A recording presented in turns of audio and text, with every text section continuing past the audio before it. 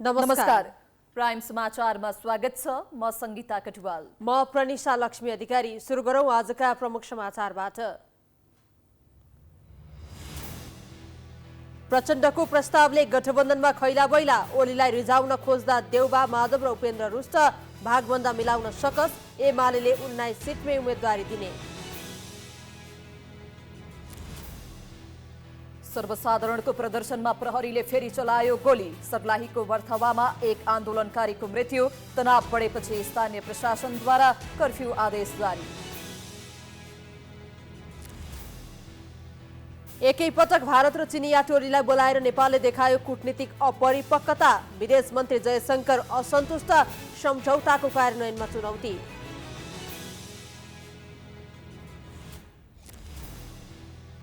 र लाले गुराँस र सेरा युथ सोसाइटी क्लब लङजुङमा जारी 31औं त्रिवेणी कप फुटबलको फाइनल प्रवेश। सेमी फाइनल खेलमा अभिषेक चर्च र लाङदी देवी पराजित।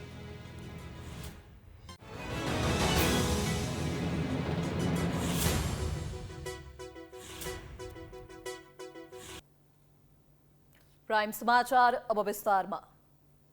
प्रधानमन्त्री पुष्पकमल दाहाल प्रचण्डले एमालेलाई पनि राष्ट्रिय सभामा भाग दिनुपर्ने प्रस्ताव गरेपछि गठबन्धनमा भाड भैलो मचिएको छ। किन र केका लागि एमालेलाई स्पेस दिनुपर्ने भन्दै गठबन्धनमा सहभागी दलहरूले असन्तुष्टि मात्रै जनाएका छैनन्, बैठक नै बहिष्कार गर्न थालेका छन्। आखिर एमालेलाई पनि भाग दिनुपर्ने प्रचण्डको प्रस्ताव पछाडिको रहस्य के हो? राष्ट्रिय सहमति खोज्न कि सत्ता समीकरण बदल्न?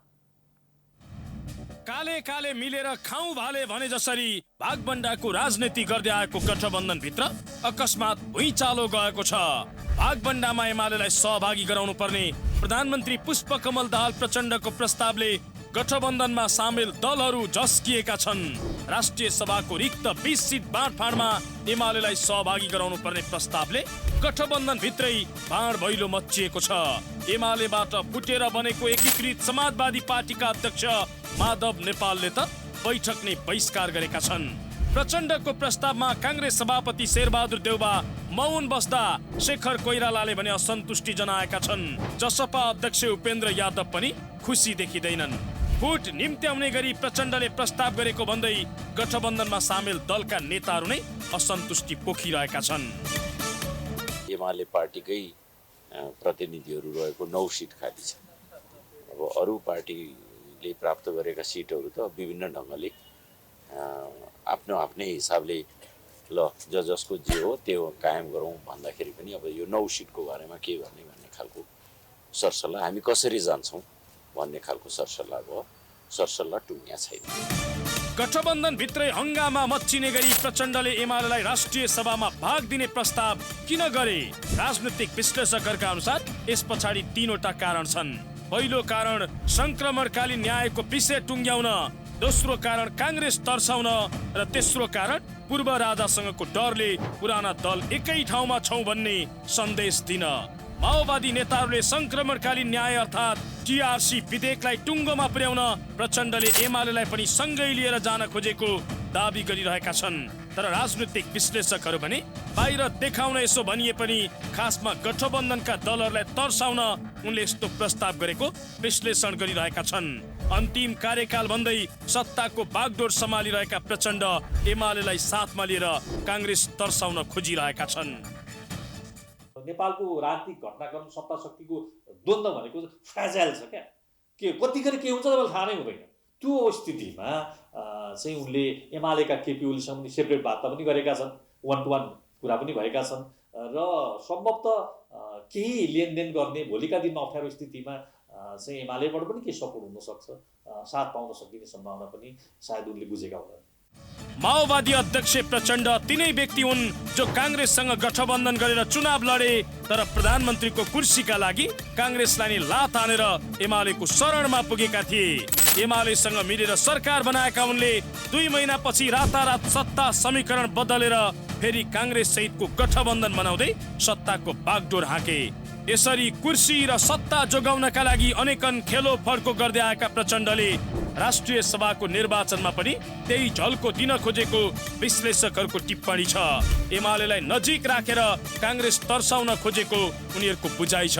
तर कांग्रेसले भने प्रचण्डले चाहे जस्तो यति सजिलो नभएको प्रतिक्रिया दिएको छ।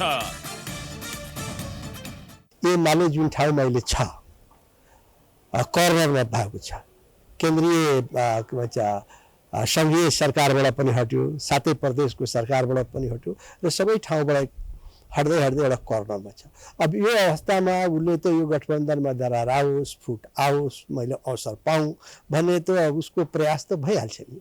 तर मलाई लाग्दैन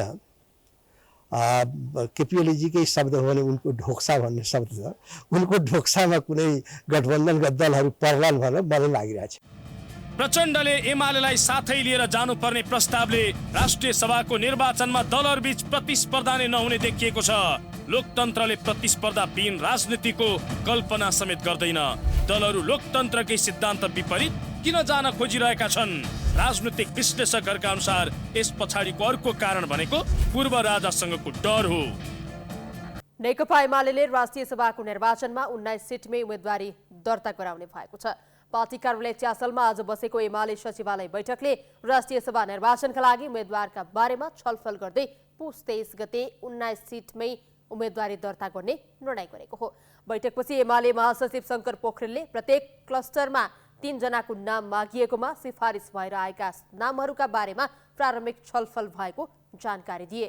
उनले सिफारिस भएर आएका नामलाई टुङ्गो लगाएर 19 वटै उम्मेदवारको नाम सार्वजनिक गर्ने तयारी गरेको बताए। त्यस्तै बैठकले भारतसँग भएका केही सहमतिप्रति पनि असन्तुष्टि जनाएको छ। क्लस्टरहरूको प्रमाणीकरण गर्नुपर्ने जस्ता विषयहरू चाहिँ स्पष्ट हुनुपर्ने भएका कारणले गर्दाखेरि हामी त्यो विषयमा आजको बैठकमा हामीले प्रारम्भिक छलफल गरेका छौँ र केही नामहरूका सन्दर्भका बारेमा खास गरी क्लस्टर अन्तर्गत पर्ने नपर्ने, त्यो अन्तर्गतका प्रमाणित हुने नहुने भन्ने विषय स्पष्ट भएर चाहिँ त्यसलाई 23 गतेका दिन हामी 19 वटै ठाउँहरूमा उम्मेदवारी दर्ताको तयारी गरेका छौँ। त्यस्तै सचिवालय बैठकले प्रदेश अध्यक्षबाट विदा भएका सहित 6 जना नेतालाई केन्द्रीय सदस्य मनोनित गर्ने निर्णय गरेको छ। सर्लाहीको बरहथवामा प्रहरीले चलाएको गोली लागि 1 जनाको मृत्यु भएको छ। जिल्लाको बरहथवा 6 स्थित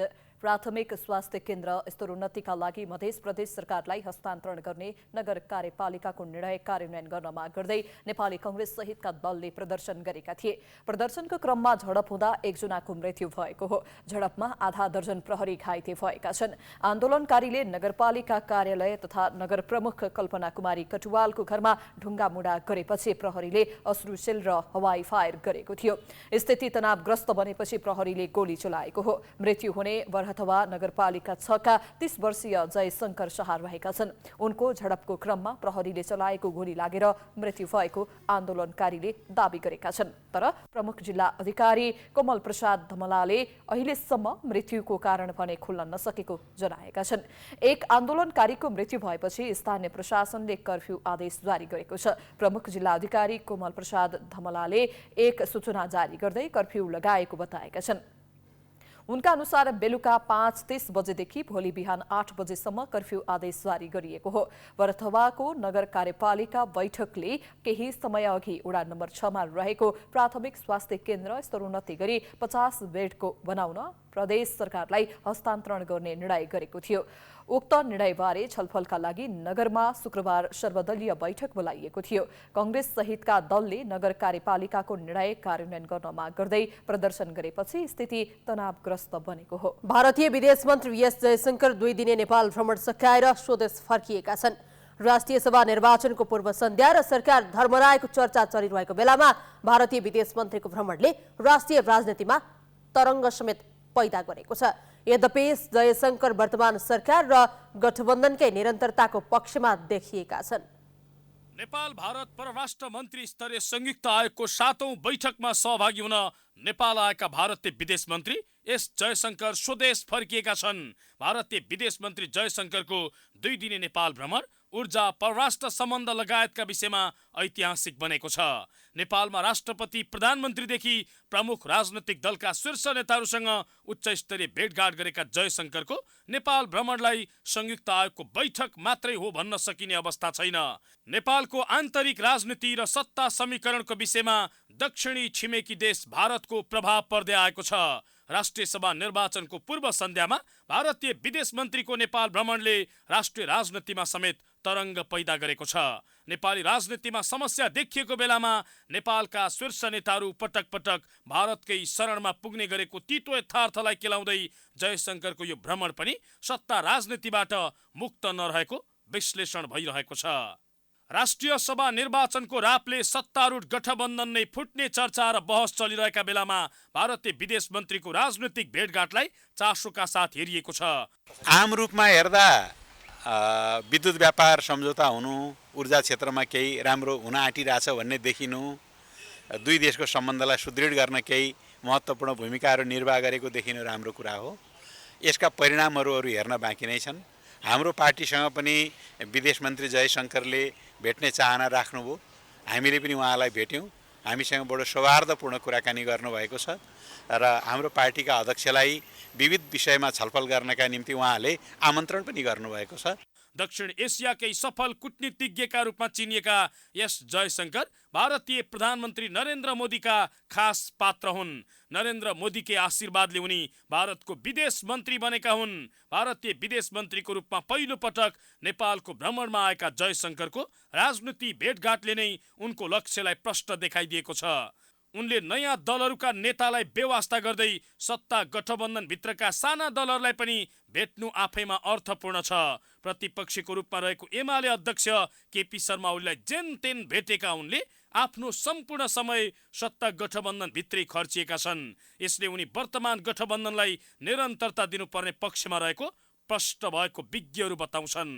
अहिले सत्ता गठबन्धन बीचमा देखिएका दरारहरू र अहिले देशभित्र देखिएका प्रतिकूल अवस्थाहरू जुन तरिकाले हामी भान गरिरहेछौँ, त्यो प्रतिकूलतालाई झन् प्रतिकूलता बनाउन नदिन सत्ता गठबन्धनलाई टिकाउन र अहिले राष्ट्रिय सभाको चुनाव लगायत र अर्को 2024मा भारतको जुन चुनाव हुन लागेको छ, यी सबै इर्दगिर्दमा चाहिँ यो भ्रमणलाई चाहिँ मैले लिएको छु। त्यो भएर भारतको चासो अहिलेको अवस्थामा चाहिँ यो सत्ता गठबन्धनलाई टिकाइराख्ने जुनसुकै अवस्थामा पनि र 24सम्म यही कुरालाई कन्टिन्यू लिएर कसरी जान सकिन्छ। त्यसो त नेपालको संविधान 2072 भारतको इच्छा विपरीत बनेको थियो। संविधानमा उल्लेख भएको धर्मनिरपेक्षताको विषयमा बहस चुलिरहेका बेला जयशंकरले शुक्रबार बिहानै पशुपतिको दर्शन गरेर भारत हिन्दू राज्यको पक्षमा रहेको सन्देश समेत दिएका छन्। मुलुक राजनैतिक अस्थिरताले थप गिजोलिने हो कि भन्ने आशंका पैदा भइरहेका बेला उनको भ्रमण स्थिरताकै पक्षमा देखिएकाले दलहरूले राहतको महसुस गरेका छन्। दुई दल बीचको कूटनीतिक सम्बन्ध पनि नवीकरण भएकाले जयशंकरको भ्रमण नेपालका लागि लाभदायक देखिएको जानकारहरू बताउँछन्। बिहिबार भारतीय विदेश मन्त्री डाक्टर एस जयशंकरसँगै चिनिया कम्युनिस्ट पार्टीका युनान प्रान्तका डेपुटी सेक्रेटरी सी युगाङको नेपाल भ्रमणलाई लिएर अनेकौं टिप्पणी भइरहेको छ। नेपालका हरेक परिवर्तन तथा राजनीतिमा उपस्थिति जनाउने भारत र चीनको उच्च स्तरीय भ्रमण एकसाथ गराउनुलाई परराष्ट्र मन्त्रालयको अपरिपक्व कूटनीति भएको जानकारको बुझाइ छ। विदेश मन्त्री शंकरको भ्रमणले नेपालको विद्युत निर्यातमा ब्रेक थ्रू भए पनि सँगै आएका चिनिया टोलीको कारण भारतीय पक्षको मनमा चिसो पसेको अनुमान गरिएको छ। भू राजनीतिक तथा पारस्परिक सम्बन्धका कारण महत्त्वपूर्ण भएकाले दुई छिमेकी भारत र चीनको दबावलाई सन्तुलनमा राख्नु नेपालका लागि चुनौतीपूर्ण छ। नेपाल र भारतको बीचको सम्बन्धमा थप सुधार गर्न र दुई देश बीचको समस्या समाधान गर्न भारतीय सत्ताका शक्तिशाली मन्त्री डाक्टर एस जयशंकरको भ्रमणसँगै चीनबाट समेत चिनिया कम्युनिस्ट पार्टी सीपीसीका युनान प्रान्तका डेपुटी सेक्रेटरी सी युगाङको नेपाल भ्रमणलाई लिएर अनेकौं टिप्पणी हुने गरेको छ। परराष्ट्र मन्त्रालयले एकैपटक दुवै अधिकारीको भ्रमण गराउनुलाई कतिपयले अपरिपक्व निर्णय भनेका छन्। विगतदेखि नै भारत र चीनले नेपालको राजनीतिक परिवर्तनमा प्रत्यक्ष दबाव सिर्जना गर्ने गरेका छन्। यस्तो किसिमको दबाव पछिल्लो अवस्थामा सतहमा नै आउने गरेको छ। यस्तो दबावलाई थेक्दै सन्तुलित परराष्ट्र नीति सञ्चालन गर्न नेपाललाई थप चुनौती भएको परराष्ट्रका जानकारको बुझाइ छ। विगतका केही वर्ष यता चाहिँ नेपालको आन्तरिक राजनीतिमा भएको अथवा भइरहेको परिवर्तनमा हाम्रा मित्र राष्ट्रहरूको प्रभाव चाहिँ प्रत्यक्ष देखिन थालेको छ। भारतको विदेश मन्त्री एस जयशङ्कर र सँगसँगै चीनबाट पनि एउटा राजनीतिक नेता कुनमिङको प्रदेशको प्रमुख अथवा को भन्ने आउनु भएको छ भन्ने सुनेको छु। एक प्रकारले सतहमा हेर्दाखेरिमा यो कम्पिटिसन जस्तो पनि देखिन्छ दुई छिमेकीको बिचमा नेपाललाई प्रभावित गर्ने।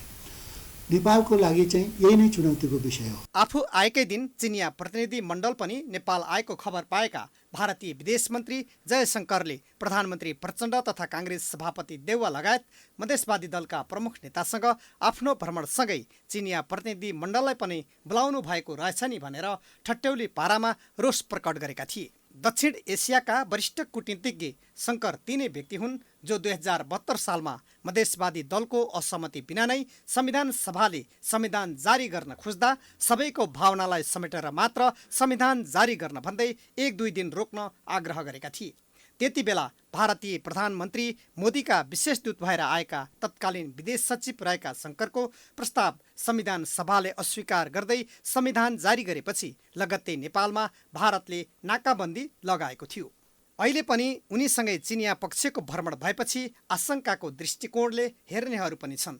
तर दुवै देशका प्रतिनिधिको भ्रमणको प्रोटोकल फरक भएकाले यसलाई स्वाभाविक रूपमा हेरिनुपर्ने वरिष्ठ कूटनीतिज्ञ प्राध्यापक डाक्टर खड्ग केसीको भनाइ छ। दुईटा छिमेकसँगको सम्बन्ध, यो दुईटा छिमेकीहरूको प्रतिनिधि मण्डलको भ्रमण चाहिँ एउटै प्रोटोकल एउटै लेभलमा त होइन। त्यस कारणले चिनिया प्रतिनिधि मण्डल कुन तहमा आएको भन्ने कुरा चाहिँ मलाई लाग्छ धेरै मान्छेलाई थाहा नहुन पनि सक्छ। एउटा प्रान्तीय लेभलमा आएको भए त्यही लेभलको प्रवासी मन्त्रालयको कर्मचारीले डिल गर्नुभयो होला। तर यसो नगरेको भए राम्रो हुन्थ्यो भन्ने चाहिँ हो। अब ब्लन्डर नै हो त भन्नु मिल्दैन। तर अब दुई थरीलाई एक खालको मलाई कम महत्त्व दिएको भन्ने एक थरीलाई महसुस भयो भने त्यसले चाहिँ कूटनीतिक रूपले राम्रो अर्थ लाग्दैन। त्यति चाहिँ हो। नेपालको हरेक परिवर्तनमा दक्षिणको छिमेकी भारत र उत्तरको छिमेकी चीनको चासो रहने गरेको छ। कम्युनिस्ट पार्टीको सत्ता भएकाले चीनले नेपालका वामपन्थी शक्तिहरूप्रति सदाशय देखाउने गरेको छ। उसले नेपालमा वामपन्थी शक्तिहरूको एकतामा जोड दिने गरेको छ। चीनले नेपालका विभिन्न कम्युनिस्ट पार्टीका नेता कार्यकर्तालाई बेला बेलामा चीनको भ्रमण समेत गराउने गरेको छ। भौगोलिक तथा सामरिक महत्त्वका कारण पनि भारत र चीन बीचको सम्बन्धलाई सन्तुलित राख्नुपर्ने अवस्था बढेको सत्तारूढ दलका नेताको भनाइ छ। हामी दुई असल छिमेकीहरूका बीचमा छौँ। सन्तुलित स्वतन्त्र प्रकारकै कूटनीतिका साथ हामी अगाडि जानुपर्दछ। त्यसो भएको हुनाले भारत र चीनको सक्रियता हाम्रो राष्ट्रमा हुनुलाई धेरै तरङ्गका रूपमा लिनुभन्दा नि स्वाभाविक र जायज रूपमा लिनुपर्दछ। ठिक ढङ्गले राष्ट्रिय सवालहरूमा दलहरू एकताबद्ध हुने र बुद्धि पुऱ्याएर अगाडि जाने हो भने फेरि हाम्रो राष्ट्रको स्वाधीनता र समृद्धिका निमित्त यो चाहिँ एउटा बलियो आधार पनि हो। दुई ठूला छिमेकी भारत र चीनको बीचमा नेपाल रहेको छ। नेपालको आन्तरिक मामिलामा दुवै मुलुक भारत र चीनले बेला बेलामा हस्तक्षेप गर्ने गरेको चर्चा समेत हुने गरेको छ। यस्तो अवस्थामा प्रतिस्पर्धात्मक रूपमा विगतदेखि नै नेपाललाई सहयोग तथा हरेक परिवर्तनमा दबाव सिर्जना गर्ने भारत र चीनलाई सन्तुलनमा राखेर परराष्ट्र नीति तय गर्नुपर्ने नेपालको चुनौती छ। प्रतिनिधि सभा अन्तर्गतको कानुन न्याय तथा मानव अधिकार समितिले भारतसँग भएको सम्झौताका बारेमा प्रधानमन्त्रीसँग जानकारी लिने निर्णय गरेको छ। सिंहदरबारमा आज बसेको समिति बैठकले भारतीय विदेश मन्त्री एस जयशङ्करको नेपाल भ्रमणका क्रममा भएको सहमति र सम्झौताका विषयमा जानकारी लिन प्रधानमन्त्रीलाई समितिमा बोलाउने निर्णय गरेको हो। बैठकमा समिति सदस्यहरूले नेपाल र भारत बीच भएका केही सम्झौता मुलुकको हित विपरीत हुन सक्ने भएकोले सरकारसँग जानकारी माग गर्नुपर्ने धारणा राखेका थिए।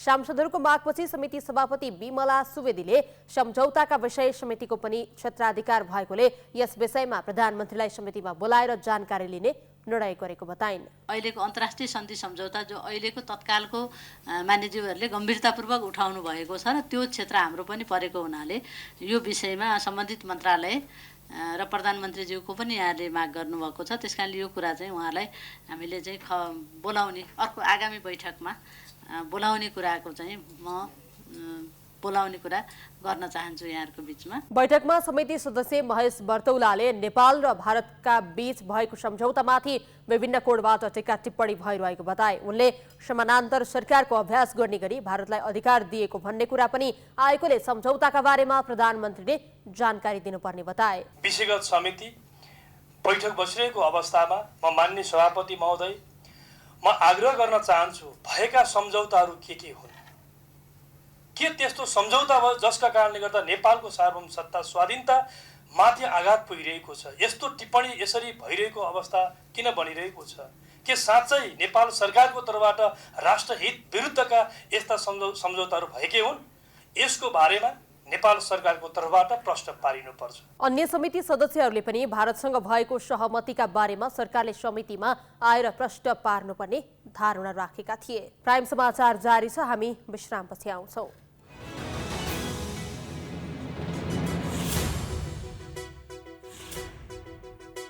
विश्रामपछि स्वागत छ। अब बाँकी समाचार।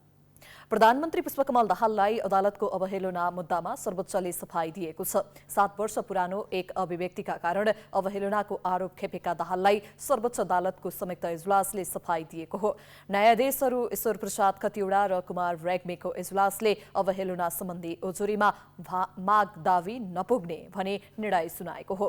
द्वन्द्वकालीन मुद्दाबारे माओवादी केन्द्रका अध्यक्ष प्रचण्डले 2073 जेठमा विवादास्पद अभिव्यक्ति दिएका थिए। उनको अभिव्यक्तिले अदालतको अवहेलना भएको भन्दै वरिष्ठ अधिवक्ता दिनेश त्रिपाठी लगायतले सर्वोच्च अदालतमा अदालतको अवहेलनामा कारवाही गरिपाउँ भने निवेदन दिएका थिए। फैसलाको पूर्ण पाठ आउन भने बाँकी छ। क्रिश्चियन धर्म नमान्नेहरू संविधान विरोधी हुन्, जसलाई जेल कोस्नुपर्छ भन्ने पर्यटन मन्त्री सुदन किरातीले पशुपति आर्यघाटमा हुने गंगा आरती समेत बेची खाएको भेटिएको छ। 6 महिना अघि नै बुढासुब्बा डिजिटल प्रालीलाई पशुपति आर्यघाट क्षेत्रमा साँझ हुने गंगा आरतीको फोटो भिडियो खिच्ने जिम्मा अन्य फरक कम्पनीलाई दिएको भेटिएको छ। कहिले लास जलाउने चित्तामा समेत भ्रष्टाचार त कहिले फूल बेच्नेहरूसँग लाखौं कमिसन खाने गरेको पशुपति क्षेत्र विकास कोषले पशुपति आर्यघाट क्षेत्रको बागमती नदी किनारामा हुने गंगा आरती समेत बेचेको भेटिएको छ। कुनै एक निजी संस्थाको जिम्मा लगाएर उक्त संस्थाबाट मासिक 1,60,000 रुपैयाँमा आरती गरेको भिडियो एक निजी कम्पनी बुढासुब्बा डिजिटल प्रालीलाई पशुपति क्षेत्र विकास कोषले 2080 जेठ 22 गते सम्झौता गर्न लगाएको भेटिएको हो। जहाँ भगवानको आस्था र नित्य पूजाआजा गरिन्छ, सो स्थानमा समेत राजनीतिक पूर्वाग्रह र कमाउ धन्दामा लिप्त हुँदा भगवानको समेत किनबेच गर्न पाइँदैन भन्ने कुराको यो गंगा आरतीको भिडियो कोषले नै बेचेको प्रकरणले प्रश्न पारेको छ। पशुपति क्षेत्र विकास कोषले पशुपतिमा हुने दैनिक आरती कार्यक्रम नै गुपचुपमा बुढासुब्बा डिजिटल प्राइभेट लिमिटेडलाई 1,60,000 मा बेचिदिएको छ। त्यो पनि अन्य सम्पूर्ण कर बाहेक। कर र अन्य रकम समेत गरेर बुढासुब्बाले पशुपति क्षेत्र विकास कोषलाई मासिक 1,80,000 भन्दा बढी रकम बुझाउँदै आएको छ। सम्झौता गरेर आउनु होला, तपाईको टेन्डर पर्यो भनेर लेखिएको थियो गोरखापत्रमै। अनि त्यो गोरखापत्रको आधारमा चिठी लिएर गएको। अनि 5 वर्षको ब्याङ्क ग्यारेन्टी ल्याउनुहोस्, महिनाको यति तिर्नुहोस्, यति पैसा ल्याउनुहोस् भनेर भन्यो। अनि मैले त्यो सबै व्यवस्था गरेर गरिसकेपछि बल्ल एउटा करार भयो। करार भए पनि मैले काम गर्नु सकिनँ म्याम। अब भनेपछि 6 महिनादेखि यहाँले पैसा तिरिरहनु भएको छ, तर मैले काम गर्नु सकिनँ। नसकेको कारण चाहिँ इन्डियन मिडियाहरूले, इन्डियन युट्युबरहरूले पशुपतिनाथ सम्बन्धीको पहिले नै युट्युबमा इन्जेक्ट गरेर राखिदिएछ म्याम। अनि त्यो उनीहरूले हामीले हाल्ने बित्तिकै उनीहरूले क्लेम हाल्ने अनि हामीलाई नै उल्टै खतरा भएकोले यो सूचना पनि जारी गरेको म्याम। करिब 6 महिना अघि नै कोषले पशुपति आर्यघाट क्षेत्रको बागमती नदी किनारामा हुने गंगा आरतीको भिडियो कपिराइट बेचेको हामीले प्राप्त गरेको पत्रमा उल्लेख छ। 6 महिनादेखि मासिक सो रकम कोषलाई बुझाउँदै आएको छ। अचम्मको कुरा त के छ भने 6 महिना अघिदेखि यतिका रकम बुझाउँदै आएको उक्त संस्थाले अहिलेसम्म कुनै पनि मुनाफा अथवा काम नै नगरेको दावी गरेको छ। अहिले एकाएक बुढासुब्बाले सूचना जारी गर्दै पशुपतिमा आउने भक्तजन तथा अन्य व्यक्तित्वलाई आरतीको भिडियो खिच्न नपाउने र यसरी खिचेको पाइएमा ऐन अनुसारको कारबाहीसम्म गर्ने चेतावनी पश्चात उक्त कुरा बाहिरिएको हो। यसरी पशुपति क्षेत्र विकास कोषले नै सम्झौता गरेर निजी संस्थालाई बेचिसक्दा समेत पशुपति क्षेत्र विकास कोषका नवनियुक्त कार्यकारी निर्देशक लक्ष्मी पुनले भने यसमा आफूहरूलाई कुनै पनि जानकारी नभएको बताएकी छिन्। यद्यपि पहिल्यै सम्झौता भएको विषयलाई अहिले अतिरञ्जित ढङ्गले आफूहरूलाई फसाउन लागेको भन्दै पन्छिन खोजिएकी छिन्। कतिपय चाहिँ यो पशुपति क्षेत्र विकास कोषलाई धार्मिक दृष्टिले हेर्नुभन्दा पनि यसलाई चाहिँ एउटा कमाउने भाँडो हैन। यहाँ चाहिँ तपाईँको चाहिँ यहाँबाट केही लाभ आर्थिक लाभ लिने दृष्टिले कतिपय मान्छेहरू जब चाहिँ म यहाँ आइसकेपछि उहाँहरूको त्यो अब स्वप्न चाहिँ टुट्यो हैन। त्यस कारणले पनि उहाँहरू चाहिँ मलाई हटाउनका लागि लाग्नुभयो।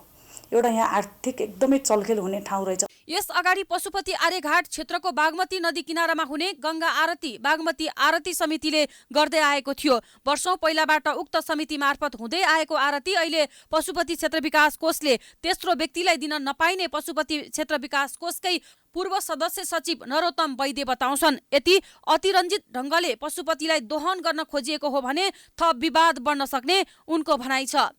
नित्य आरतीको पनि सहमति छ कि छैन? त्यो नित्य आरतीलाई पनि साक्षी राखेर गरेको छ कि छैन? नित्य आरतीलाई पनि साक्षी राखेर उसको पनि सहमति लिएर त्यो तीन पक्षीय रूपमा गएको छ भने यो थप सकारात्मक होला, थप सकारात्मक होला। अन्यत्र होइन चाहिँ के भने पशुपति विकास कोषले मात्रै त्यो चाहिँ के भने कपिराइटको चाहिँ के भने अथोराइटी चाहिँ त्यो बुढा सुब्बालाई दिएको हो भने त्यो संस्था र त्यो बुढा सुब्बाको बीचमा चाहिँ टसल हुने सम्भावना छ। पशुपति क्षेत्र विकास कोषले आफूलाई थाहा नभएको बताए पनि अहिलेकै पर्यटन मन्त्री सुदन किरातीकै पालामा यो सम्झौता भएको स्पष्ट देखिएको छ। पशुपति क्षेत्र विकास कोषका अध्यक्ष पर्यटन मन्त्री हुने व्यवस्था छ भने पशुपति विकास कोषका अन्य पदाधिकारी पनि उनकै मातहतका कर्मचारी हुन्। यसबारे उनकै संस्थालाई थाहा नहुने कसरी हुन्छ? यसका अगाडिका जिम्मेवार निकायहरूले गरेको सम्झौता भन्दै आफूहरूले यस विषयमा थप अध्ययन गरिरहेको कोषको दाबी छ। तर तथ्य र प्रमाणहरूले यसमा पर्यटन मन्त्रीदेखि पूर्व कर्मचारी तथा कोषले नै पशुपतिको आरती बेचेको स्पष्ट देखिएको छ। विश्वविद्यालय र यसमा अध्ययनरत विद्यार्थीमा सुधार ल्याउन उपकुलपतिको विशेष भूमिका हुन्छ। तर त्रिभुवन विश्वविद्यालय गत कार्तिक 17 गतेदेखि उपकुलपति विहीन छ। हरेक कार्यकालमा राजनीतिक भागबण्डाका आधारमा उपकुलपति नियुक्ति गरिने भए पनि यस वर्ष खुला प्रतिस्पर्धाबाट उपकुलपति छानिने भन्दै सूचना जारी गरिएको छ। यसले विश्वविद्यालयको गुणस्तर सुधार्न केही टेवा पुग्ने अपेक्षा गरिएको छ। सधैँ राजनीतिक नियुक्तिकै आधारमा उपकुलपति पाउँदै आएको त्रिभुवन विश्वविद्यालयले यसपटक खुला प्रतिस्पर्धाबाट नेतृत्व पाउने भएको छ। बौद्धिक चोरीको आरोप खेपेका प्राध्यापक डाक्टर तीर्थ खनियालाई 2072 साल भाद्र 7 गते सुशील कोइराला नेतृत्वको सरकारले उपकुलपतिमा नियुक्त गर्यो। शिक्षाध्यक्षमा सुधा त्रिपाठी र रजिस्ट्रारमा डिल्लीराम उप्रेतीको नियुक्त भयो। खनिया कांग्रेस निकट थिए भने त्रिपाठी र उप्रेती कम्युनिस्ट निकट। खनिया अघि उपकुलपतिमा प्राध्यापक डाक्टर हिराबहादुर महर्जन थिए। 2068 सालमा उपकुलपति भएका उनी एमाले नेता गंगालाल तुलाधार शिक्षा मन्त्री हुँदा नियुक्त भएका थिए। कम्युनिस्ट निकट मानिने महर्जन खुलेआम रूपमा संगठनको काममा लाग्ने व्यक्ति हुन्। पदका लागि राजा र कम्युनिस्ट निकट रहेर काम गरेको आरोप लाग्ने गरेका प्राध्यापक डाक्टर गोविन्द शर्मा पनि उपकुलपति भए 2059 सालमा। नेपाली कांग्रेसको खाँटी कार्यकर्ता चुनाव प्रचार प्रसारमा समेत खुलेआम लाग्ने आरोप लाग्ने गरेका नवीन प्रकाश जङ शाह 2055 सालमा त्रिवीको उपकुलपति भएका थिए। यी त त्रिवीमा राजनीतिक भागबण्डाका आधारमा हुने नियुक्तिका उदाहरण मात्र हुन्। तर यसपटक भने केही नयाँ हुन लागेको छ। त्रिवीमा हुने राजनीतिक भागबण्डाको चर्को आलोचना भइरहँदा शिक्षा मन्त्रालयले खुला प्रतिस्पर्धाबाट उपकुलपति नियुक्ति गर्ने दरखास्त आह्वान गरेको छ। तर कतिपयले भने त्रिवीको उपकुलपति नियुक्ति गर्ने यो दरखास्त स्वीकार गरेका छैनन्। खुला प्रतिस्पर्धाबाट उपकुलपति नियुक्ति गर्ने ऐनमै नभएका कारण यो फन्डा पनि आफ्ना मान्छेलाई पदमा ल्याउनका लागि चलखेल भएको प्राध्यापकहरूको बुझाइ छ। विज्ञापनद्वारा माग्ने पद हो कि होइन भन्ने बारेमा पनि छलफल गर्नु जरुरी हुन्छ। अहिले विश्वविद्यालयको उपकुलपति जुन विज्ञापनद्वारा पूर्ति गर्न खोजिएको छ, यसको पछाडि केही कुत्सित मनसाय छ कि भन्ने आशंका गर्ने ठाउँ छ। कतिपय विज्ञहरूले भने खुला प्रतिस्पर्धाका आधारमा उपकुलपति नियुक्ति गरिनु राम्रो सुरुवात भएको बताएका छन्। सुरुवात राम्रो भए पनि आगामी प्रक्रिया र प्रभाव हेरेर मात्र थप प्रतिक्रिया दिन सकिने विज्ञले बताएका छन्। भाइस च्यान्सलर नियुक्तिमा अहिले जुन सुरुवात छ राम्रो छ। अब कसरी जान्छ भने हाम्रो त अहिले 15-16 विश्वविद्यालय भइसके। अब ती विश्वविद्यालय लगायत विश्वविद्यालय मानित विश्वविद्यालय भनौँ न, हेल्थ एकाडेमीहरू त्यहाँ पनि त्यस्तै छ। कतिपय ठाउँमा विगतको अनुभव मिठो छैन। त्यसरी तालाबन्दी हुने, विद्यार्थीहरूले विद्यार्थी सङ्गठनले तालाबन्दी लाउने, प्राध्यापकहरूको सङ्गठनले तालाबन्दी लाउने भयो भने त वास्तवमा योग्य राम्रो हिसी त्यहाँ गयो भने उसले छोडेर हिँड्नुपर्ने स्थिति हुन्छ। त्यसो त उपकुलपतिको नियुक्ति प्रक्रियाका लागि आह्वान गरिएको विज्ञापनमा विश्वविद्यालयको पदाधिकारी मध्ये कुनै एक पदमा कम्तीमा 3 वर्ष काम गरेको भन्ने प्रावधान राखिएपछि यसको विरोध भएको थियो। खुला प्रतिस्पर्धाबाट उपकुलपति छान्ने भनिए पनि यस प्रावधानले आन्तरिक प्रतिस्पर्धा जस्तो मात्र हुने जानकारहरूले आरोप लगाएका थिए। लगत्तै त्रिभुवन विश्वविद्यालयका कुलपति समेत रहेका प्रधानमन्त्री पुष्पकमल दाहाल प्रचण्डले यो प्रावधान सच्याउन शिक्षा मन्त्री अशोक कुमार राईलाई निर्देशन दिएका छन्। विगतमा राजनीतिक हस्तक्षेपकै कारण त्रिविमा सुधार नआएकाले अब स्वतन्त्र रूपमा नेतृत्व चयन भएपछि त्रिविको गुणस्तरमा परिवर्तन आउने धेरैको अपेक्षा छ। मन्त्रालयको यो निर्णयले सकारात्मक संकेत दिए पनि प्रभाव सकारात्मक दिन्छ या दिँदैन तो हेर्न बाँकी नै छ। सरकारको उदासीनताका कारण 61 किलो सुन तस्करी प्रकरणको छानबिन एवं जाँचबुझ प्रभावित हुने देखिएको छ। यसले 33 किलो सुन तस्करीको अनुसन्धान सरह 61 किलो प्रकरणमा पनि ढाकछोप गर्न खोजिएको त होइन भन्ने प्रश्न उब्जिएको छ। सरकार सुन तस्करीको अनुसन्धान गर्न चाहदैन। 61 किलो सुन तस्करीको छानबिनका लागि गठित जाँचबुझ आयोगको म्याद सकिएको 4 दिन भइसकेको छ, तर म्याद थपमा सरकारले चासो देखाएको छैन। उच्च अदालतका पूर्व न्यायाधीशको संयोजकत्वमा गठित जाँचबुझ आयोगलाई 3 महिनाको म्याद दिएको थियो। पुस 16 गते म्याद सकिएको आयोगले अझै 40% जाँचबुझ बाँकी रहेको जनाएको छ। गत असोज 16 गतेबाट काम सुरु गरेको आयोगले आफ्नो 3 महिने म्याद सकिँदा 60% काम सम्पन्न गर्यो। 3 महिनाको अवधिमा 22 जना विज्ञहरू र 4 वटा संघ संस्थाका प्रतिनिधिहरूसँग छलफल, भन्सार सुरक्षा अध्यागमन, नेपाल एयरलाइन्स, नेपाल नागरिक उड्डयन प्राधिकरण लगायतका निकायहरूको स्थलगत अध्ययन र अवलोकन गरेको छ। अनुसन्धानका कामहरू धमाधम भइरहे पनि तोकिएकै समयमा प्रतिवेदन बुझाउन नसकेपछि आयोगले सरकारसँग थप 3 महिनाको समय माग गरेको छ। माग चाहिँ 3 महिना छ हैन।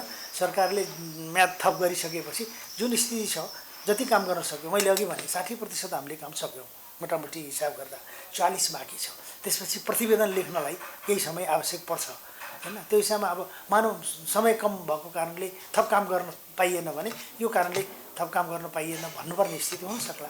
र हामी आशा गर्छौँ सरकारले 3 महिना थप्यो भने हामी त्योभन्दा बढी थप माग्ने गरी विशेष परिस्थिति सिर्जना भएमा बाहेक अहिलेको मनस्थितिमा, अहिलेको सोचाइमा हाम्रो छैन। तर आयोगको म्याद थपमा सरकार इच्छुक नदेखिँदा कतै 61 किलो सुन तस्करीको अनुसन्धानलाई 33 किलो सुन तस्करी प्रकरण सरह डिसमिस बनाउन त खोजिएको होइन भन्ने आशंका बढेको छ। 33 किलो सुन तस्करीको प्रतिवेदन 5 वर्ष बढी समयदेखि गायब छ। गृह मन्त्रालयले प्रधानमन्त्री कार्यालयमा छ भन्ने र प्रधानमन्त्री कार्यालयले गृहमा भन्दै प्रतिवेदन लुकाइरहेका छन्। त्रिभुवन अन्तर्राष्ट्रिय विमानस्थल र स्थल नाका हुँदै भित्रिएको तस्करीको सुन प्रकरणमा अध्ययन गर्न सरकारले सहसचिव ईश्वरराज पौडेलको संयोजकत्वमा शक्तिशाली आयोग गठन गरेको थियो। हालको आयोगले पुराना प्रतिवेदन बारे सोधी खोजी गर्दा गृह मन्त्रालय र अन्तर सम्बन्धित निकाय आफूसँग नभएको भन्दै पन्छिएका छन्। तस्करीमा संलग्न भरियादेखि कारोबारीसम्मको नाम किटान गरिएको प्रतिवेदन सार्वजनिक नगरेको सरकारले आयोगलाई समेत प्रतिवेदन नदिएपछि 61 किलो सुन तस्करी प्रकरणको अनुसन्धान पनि छायामा पर्ने हो कि भन्ने चिन्ता बढेको छ।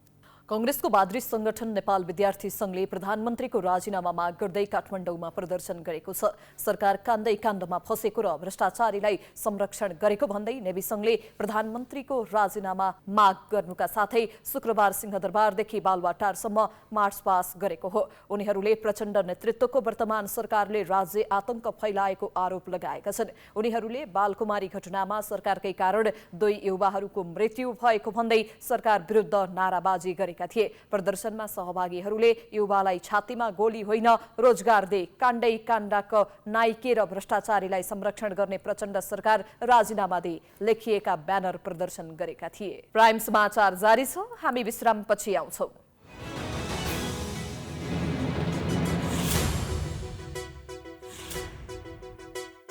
स्वागत छ। अब बाँकी समाचार।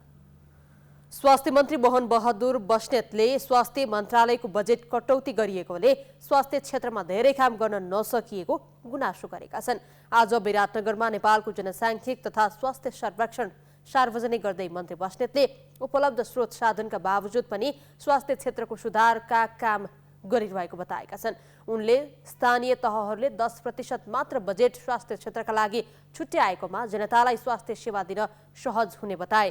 उनले 3 तहको सरकारले स्वास्थ्य संस्था चलाउने प्रावधानका कारण स्वास्थ्य क्षेत्रमा अन्यल देखिएको तर्क गरे। संयुक्त रूपमा भिडेन भन्ने सम्भव छैन। अर्को मुलुक भर्खर संघीयतामा अगाडि बढेको छ। 3 तहको अस्पताल भनिदिएको छ। कसले के गर्ने यो अनुरोध छ। वास्तव भन्ने हो हामीले धेरै त सबैले बुझेका छौँ, तर कस्तो हुन्छ भने बुझाए पनि सबै समृद्ध भएर बस्न सकेन। यो स्वायत्त निकाय पनि हामी भन्ने गर्छौँ। कमजोर भएमा कसले हेरिदिने भनेर चाहिँ फेरि हामी अधिकारको हिसाबले कर्तव्यको हिसाबले कसले के गर्ने भनेर अनुरोध सिर्जना हुने अवस्था नै आउँछ। स्वास्थ्य तथा जनसङ्ख्या मन्त्रालयले आयोजना गरेको कार्यक्रममा विभिन्न पालिकाका प्रमुख उपप्रमुखहरूले प्रत्येक पालिकामा बनाउने भनिएको अस्पताल बजेट अभावमा अझै निर्माण हुन नसकेको र पर्याप्त जनशक्ति समेत नभएको गुनासो गरेका थिए। मेलम्चीको पानी वितरण गर्नुपर्ने भन्दै ललितपुरवासीले खाली गाग्री सहित ललितपुरमा प्रदर्शन गरेका छन्। मेलम्चीको पानी तुरुन्त खोल भन्दै काठमाडौँ उपत्यका मेलम्ची खानेपानी संघर्ष समिति ललितपुरले शुक्रबार मंगलबजारदेखि लगनखेलसम्म प्रदर्शन गरेको हो। उनीहरूले मेलम्ची खानेपानी माथिको चलखेल बन्द गरी निरन्तर पानी आउने अवस्था बनाउन माग गरेका छन्। प्रदर्शनमा सहभागीहरूले पानीमा भ्रष्टाचार बन्द गर, भ्रष्टाचारी सरकार राजीनामा दे, तुरुन्तै मेलम्चीको पानी खोलिदे लगायतका नारा लगाउँदै खाली गाग्री र भाँडो प्रदर्शन गरेका थिए। मेलम्चीको पानी आउन नसक्दा खानेपानीमा समस्या भएकाले तत्काल जनताको माग सरकारले सुनवाई गर्नुपर्ने उनीहरूको भनाइ छ। पहाडी जिल्लाका नागरिकहरू सुख सुविधा खोज्दै बसाइसरालाई तीव्रता दिएपछि गाउँहरू रित्तिँदै गएका छन्। भौतिक सुख सुविधा खोज्दै नागरिकहरू सहर पस्न थाले भने स्थानीय सरकार निर्माणपछि विकास निर्माण गाउँ पस्दै गएको छ। तनहुँ लगायत गण्डकी प्रदेशका जिल्लाका नागरिक सहर केन्द्रित हुन थालेपछि पछिल्लो समय गाउँ सुनसान बन्दै गएका छन्। सुख सुविधा खोज्दै तनहुँ लगायत देशैभरका नागरिक सहर पस्न थालेपछि गाउँहरू रित्तिँदै गएका छन्। नागरिकहरू सुख सुविधा र शिक्षाका लागि सहर केन्द्रित भए पनि स्थानीय सरकार निर्माणपछि गाउँ गाउँमा विकास निर्माण पुगेको छ। तनहुँका अधिकांश ग्रामीण क्षेत्रका नागरिकहरू सहर झर्दै गएका छन्। तीव्र बसाइसराईका कारण गाउँमा रहेका अधिकांश घर रित्ता मात्रै होइन खण्डहर बन्दै गएका छन्।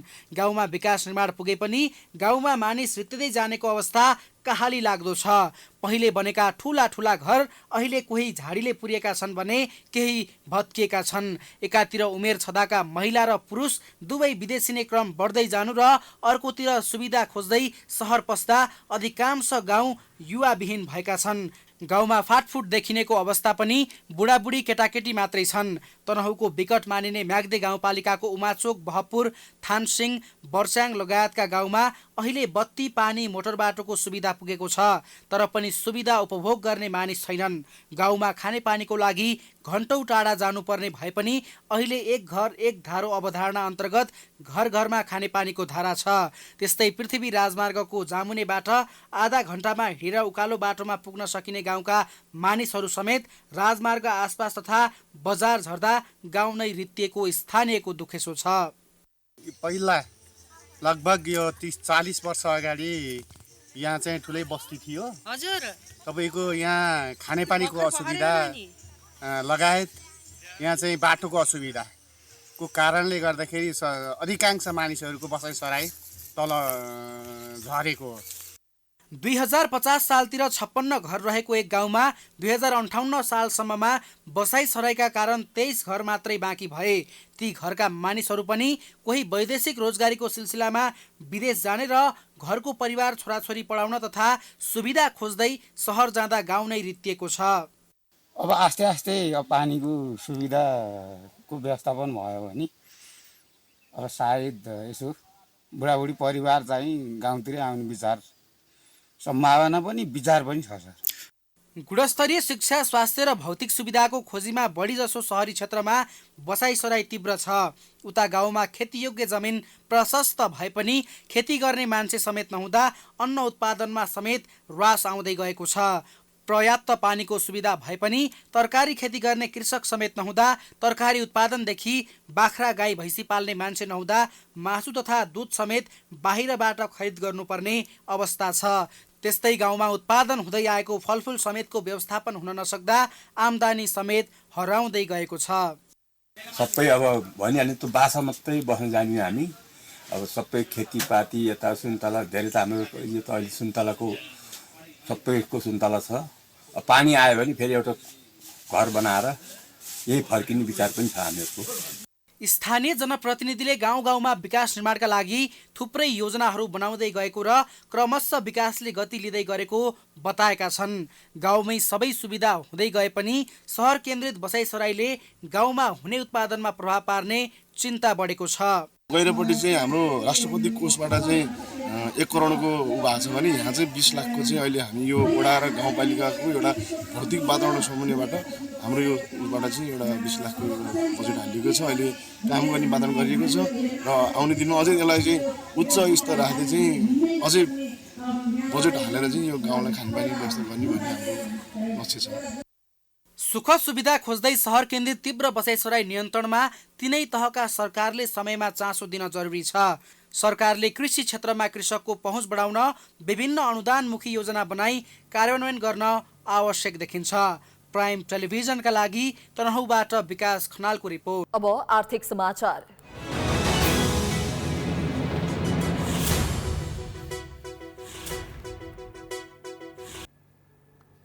नेपाल राष्ट्र बैंकले मुद्दती निक्षेपमा 2 अर्ब 44 करोड रुपैयाँ लगानी गर्ने भएको छ। केन्द्रीय बैंकले 2080 माघ 5 गतेदेखि 2081 माघ 5 गतेसम्म मुद्दती निक्षेपमा लगानी गर्न लागेको हो। केन्द्रीय बैंकले आफ्नो उत्पादन तथा पेन्सन कोषमा रहेको रकम बैंक तथा वित्तीय संस्थाको मुद्दती निक्षेपमा लगानी गर्न लागेको जानकारी दिएको छ। मुद्दती निक्षेप लिन चाहने बैंक तथा वित्तीय संस्थाले पुस 22 गते साँझ 7 बजे भित्र आफूले लिन चाहेको रकम तथा उक्त रकमका लागि प्रस्ताव गरिएको ब्याज दर समेत खुलाएर आवेदन पेश गर्नुपर्नेछ। राष्ट्र बैंकले क वर्गका वाणिज्य बैंकमा 1 अर्ब 95 करोड 20 लाख रुपैयाँ, ख वर्गका विकास बैंकमा 36 करोड 60 लाख रुपैयाँ र ग वर्गका राष्ट्रिय स्तरका वित्त कम्पनीहरूमा 12 करोड 20 लाख रुपैयाँ लगानी गर्न लागेको हो। अब खेलकुद समाचार।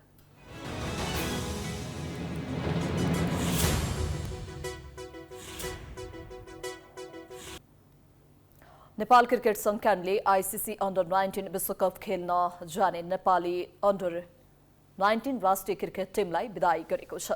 शुक्रबार राजधानीमा आयोजित कार्यक्रममा राष्ट्रिय खेलकुद परिषदका सदस्य सचिव टङ्कलाल घिसिङ, क्यान अध्यक्ष चतुरबहादुर चन्द, उपाध्यक्ष रोशन सिंह, सचिव पारस खड्का लगायतले बिदाई गरेका हुन्। नेपाल 8 वर्षपछि अन्डर 19 विश्वकप खेल्न लागेको हो। अन्डर 19 टिमका कप्तान देव खनालले तयारी सबै राम्रो रहेको र प्राप्त सुविधालाई प्रयोग गरेको बताए। उनले विश्वकप खेल्ने सपना पूरा हुन लागेको भन्दै राम्रो नतिजा ल्याउने विश्वास व्यक्त गरे। मेरो एउटा ड्रिम थियो कि म पनि अन्डर 19 वर्ल्ड कप खेल्न एकचोटि, अनि त्यो फुलफिल हुन गइरहेको छ। सो आशा छ होइन एउटा राम्रो रिजल्ट लिएर आउँछौँ। सुपर 8 छ, फर्स्ट गोल सबैको एज अ टिम होइन। एसिया कपमा जे भयो त्यसलाई साइड राखेर पुरै टिमलाई होइन एउटा त्यो छ कि अब आउने म्याचेसहरूमा चाहिँ एकदम राम्रो गर्छ भनेर सबैजना पोजिटिभ छ त्यो कुरा लिएर। मुख्य प्रशिक्षक जगत टमटाले 8 वर्षपछि फेरि विश्वकप खेल्न जाँदै गर्दा आफू लक्की रहे पनि यसमा क्यान र खेलाडीले योगदान रहेको बताए। टमटाले मानसिक र शारीरिक रूपमा टिम तयार रहेको बताए। जर्नी हाम्रो धेरै लामो जर्नी थियो, वर्ल्ड कप क्वालिफायरदेखि Asia premier qualifier, Asia cup. So हामीले राम्रो भनौँ न राम्रो पर्फर्म गरेर नै हामीले चाहिँ त्यहाँ पुगेको छौँ र अवश्य पनि हामीले अघि भने जस्तै हामी मेन्टली फिजिकली प्रिपेयर छु अनि एउटा च्यालेन्ज छ अफकोर्स किनभने चाहिँ साउथ अफ्रिकामा हामी फर्स्ट टाइम खेल्न जाँदैछौँ र त्यहाँ अलिकति हामीलाई च्यालेन्ज छ त्यहाँनिर।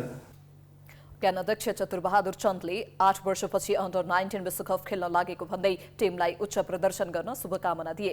क्यानले विश्वकपका लागि टिमलाई चाँडै पठाउन लागेको र नामिबिया र स्कटल्यान्डसँग अभ्यास म्याच खेल्ने तालिका रहेको उनले बताए। प्रयास चाहिँ गर्न आफ्नो लागि देशका लागि गर्नुहुनेछ, पुनः यहाँलाई बधाई एवं शुभकामना।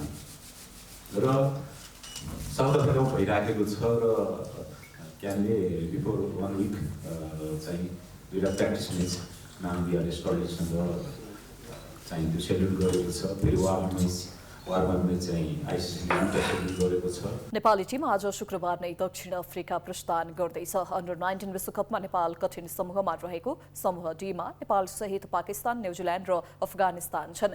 नेपालले पहिलो खेल 21 जनवरीमा न्युजिल्यान्डसँग खेल्नेछ। नेपालले विश्वकप अघि स्कटल्यान्ड र वेस्ट इन्डिजसँग वार्म अप म्याच खेल्नेछ।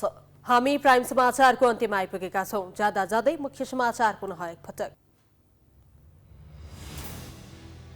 प्रचण्डको प्रस्तावले गठबन्धनमा खैला बैला, ओलीलाई रिझाउन खोज्दा देउबा, माधव र उपेन्द्र रुष्ट भागभन्दा मिलाउन सकस, एमाले 19 सिटमै उम्मेदवारी दिने। सर्वसाधारणको प्रदर्शनमा प्रहरीले फेरि चलायो गोली, सर्लाहीको बर्थवामा एक आन्दोलनकारीको मृत्यु, तनाव बढेपछि स्थानीय प्रशासनद्वारा कर्फ्यू आदेश जारी। एकैपटक भारत र चिनिया टोलीलाई बोलाएर नेपालले देखायो कूटनीतिक अपरिपक्वता, विदेश मन्त्री जयशंकर असन्तुष्ट, सम्झौताको कार्यान्वयनमा चुनौती।